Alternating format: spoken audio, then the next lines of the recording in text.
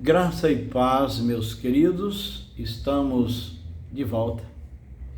E hoje o nosso assunto é a maldição pronunciada por Eliseu sobre Geazi. Naamã, comandante do exército da Síria, era leproso, apesar de ter recurso, poder pagar pelo tratamento, mas esse tipo de mal naquele tempo não tinha cura ainda como temos hoje. E apesar dele ter recurso, ser famoso, não podia se ver livre da lepra. Era o que nós conhecemos hoje como hanseníase, tem vários tipos, né? Não sei nem se o dele era desse que nós conhecemos hoje, mas o que a Bíblia diz é que ele era leproso e estava com esse mal. O texto onde está escrito é 2 Reis 5, verso 1 a 19. Eu não vou ler o texto, você depois pode ler, porque como o nosso vídeo é um pouco curto, eu ler o texto todo vai ficar muito longo, então depois você pode ler. Mas o que nós somos informados é que ele era leproso. Muito bem.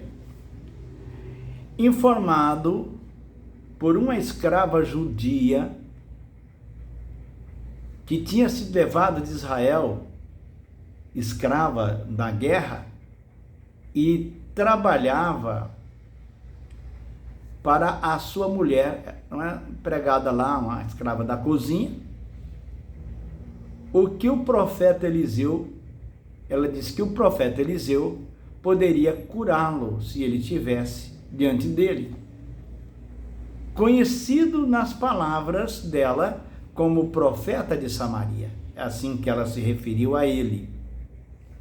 Relatou essa notícia ao rei da Síria, seu senhor, né? O que a menina tinha falado, ela contou para o marido falou com o rei, que relatou ao seu senhor, né? O comandante, que imediatamente enviou a Samaria com uma carta na mão ao rei de Israel. O rei da Síria era na época Ben-Hadad e o rei de Israel na época era o rei Jorão. Jorão ficou alarmado com a carta, interpretou como sendo um pretexto para romper com Israel. Ouvindo Eliseu, disse: deixa vir a mim, saberás que há profeta em Israel. Veio Naamã com uma grande comitiva a Israel e ficou muito indignado pela maneira como ele foi tratado pelo profeta. Ele talvez achasse que por ser comandante das tropas da Síria, ele seria tratado com muita pompa, né? Quando o comandante bateu à porta de Eliseu. Mas não foi isso que aconteceu. Muito bem. Eliseu mandou um mensageiro dizendo: vai, lava-te no Jordão e ficará limpo. O orgulho do comandante falou muito mais alto nesta hora e desprezou o Jordão com as suas águas barrentas. E mencionou os rios de sua terra, que na sua opinião eram bem melhores do que os de Israel, segundo ele. E se foi indignado, ficou nervoso, porém foi convencido pelos seus oficiais a voltar e a fazer, né, a fazê-lo, uma vez que ele já estava em Israel. O que custaria tentar e fazer aquilo ali. Então eles convenceram ele a mergulhar lá no Jordão, né? Já estava lá. Então ele foi convencido, conforme a orientação do profeta Eliseu tinha dado. E o que aconteceu? Diz o texto bíblico que a sua carne se tornou como a carne de uma criança e ficou limpo, uma vez que a sua comitiva o convenceu que estar ali não custava nada tentar fazer aquilo ali. Ele fez e foi curado, ficou liberto da lepra, porque a questão não estava na água, estava na obediência. Esta é a verdade. Muito bem. Voltou ele ao homem de Deus e toda a sua comitiva, pondo-se diante de Eliseu, disse: eis que agora reconheço que em toda a terra não há Deus senão em Israel. Ele viu a diferença, que era servir o Deus de Israel do que os deuses da Síria. Deuses de prata, de ouro, de barro, de ferro, né? Ele viu a diferença. Então, certo como vive o Senhor, diz ele, que ele queria dar uma recompensa, né? Porque ele diz: agora sei que não há Deus senão em Israel. Agora, pois, peço, aceite um presente do teu servo. Porém, ele recusou, ele não quis aceitar o presente dado, que não era pouca coisa, não. Bastante valoroso, que dava para encher os olhos de qualquer pessoa. Tão certo como vive o Senhor, em cuja presença estou, não aceitarei, diz ele. Instou com ele para que o aceitasse, mas ele recusou, porque Eliseu recusou então uma oferta, uma vez que eles precisavam. E Eliseu era diretor de um seminário de profetas, estava precisando de ajuda. Então, por que ele não aceita?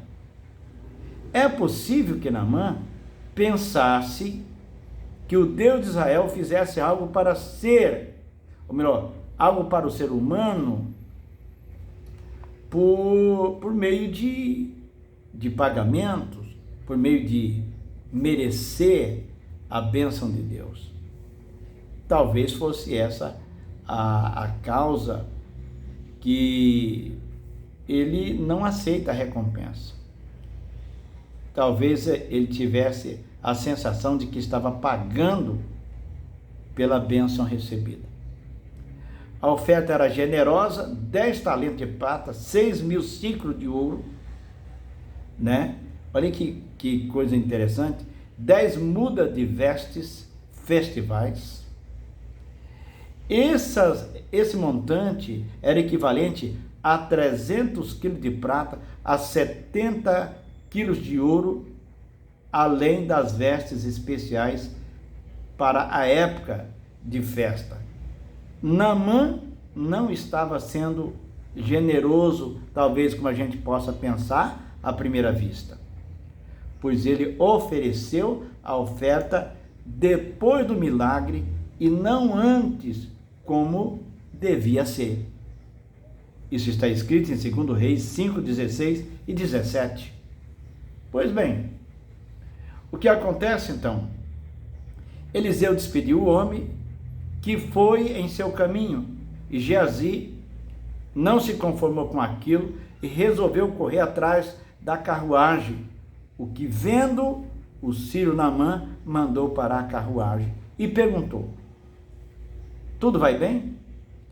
E Geazi inventou uma mentira, dizendo que acabara de chegar 2 discípulos dos profetas da região montanhosa de Efraim, e que Eliseu mandou pedir 1 talento de prata e 2 vestes festivais. aquele que recebera tamanho milagre estava disposto a fazer algo em troca como gratidão. Mandou colocar 2 talentos de prata em 2 sacos e 2 vestes festivais, e mandou que 2 dos seus servos fosse levar até o local que Geazi havia determinado. Ele despede, interessante isso aqui, ele despede os homens e se põe diante do seu senhor.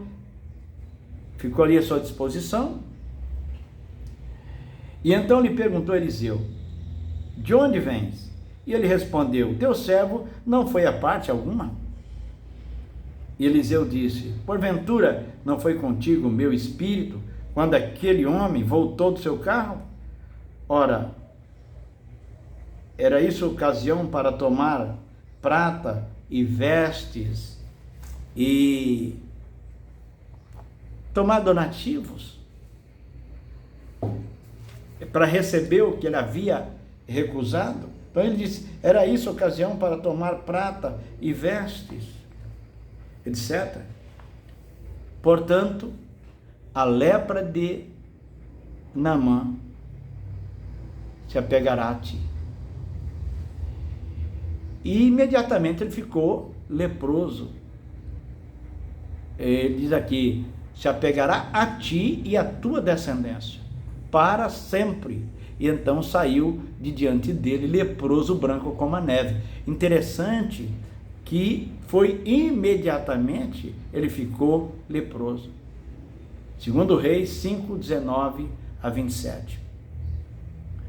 Agora, a minha pergunta é a seguinte: eu fico aqui me perguntando, o que tem a descendência de Geazi a ver com o erro dele?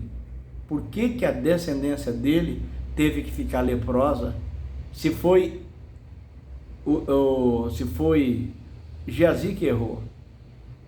Mas é isso que está escrito, e eu não posso mudar o que está escrito. Então, agora vem a pergunta que não quer calar: como então dizer que não tem maldição?